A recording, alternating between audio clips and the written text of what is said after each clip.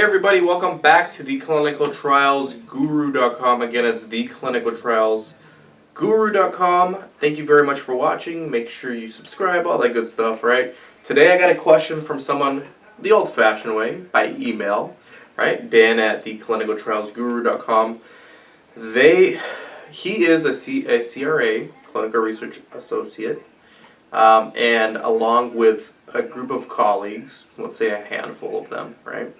A handful of fellow CRAs, his colleagues, want to start their own CRO.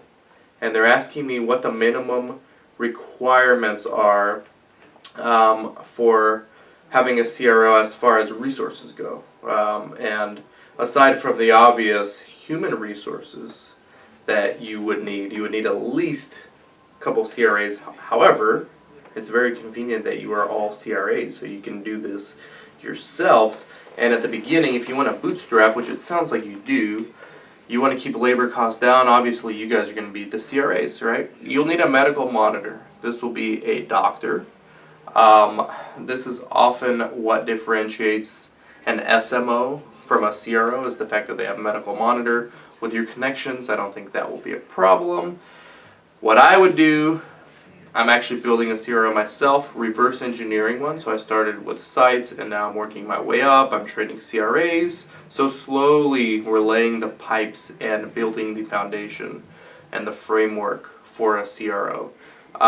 Medical monitor for sure. If you can delay payment to this individual, maybe give them some kind of incentive, or if they can wait to maybe get paid more when you get paid, do that.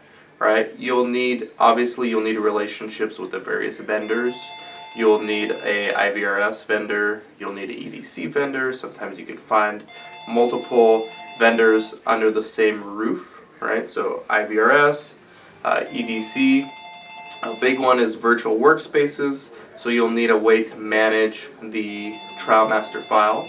So you'll need some kind of technology. Luckily there's plenty of them out there. Intralinks Via is one that comes to mind that I actually use myself for this purpose. CRAs, for sure, we discussed the CRAs. You'll need to have a network of sites, which I'm sure you already do. Now you can debate whether you need an office or not. I would start with, if you're truly trying to bootstrap, you don't really need an office, right? You'll need one later if you want in-house monitors and you want clinical trial assistants there, helping the monitors and working on the trial master files. Because there's a lot of paperwork involved, but having a virtual workspace is for sure the way to go.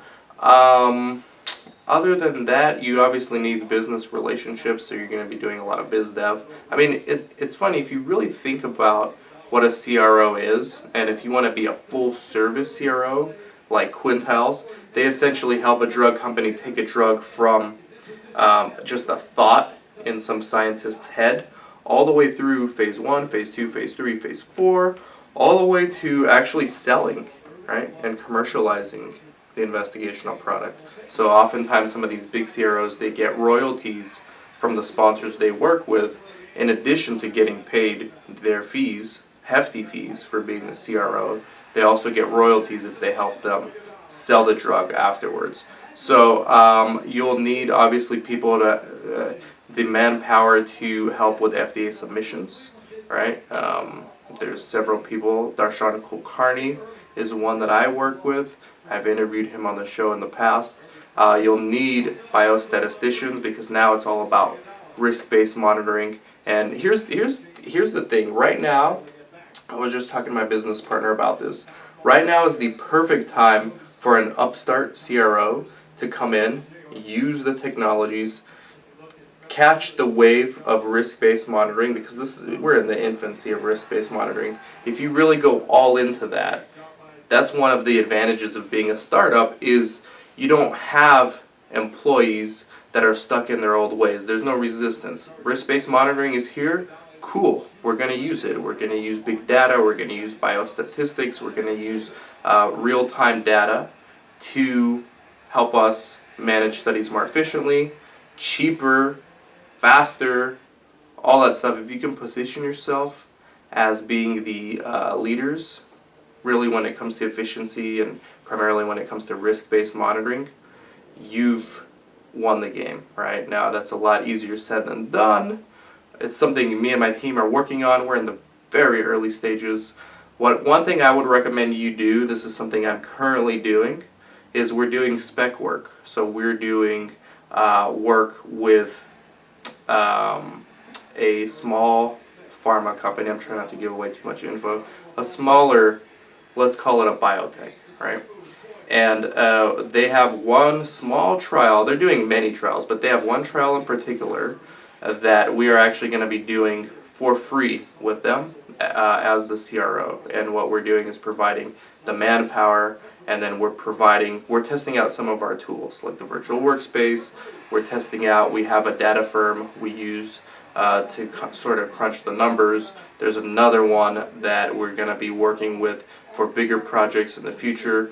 Biostatistician, we have one that is there that's going to be helping us develop our processes internally for risk-based monitoring, although on this trial we're not using risk-based monitoring. So do some spec work for free. I mean, it sounds like a lot of trouble and a lot of work to do something and not get paid for it, but if you want to get your start, this is the way to do it. And obviously you're going to have to go really hardcore in on the business development to make sure that you get projects, and then obviously you're going to have to hire the CRAs and necessary manpower, and then the expenses start coming in and the overhead starts building.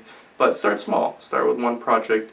You guys already have excellent brain power there between the 4 of you or 5 of you or however many of you there are.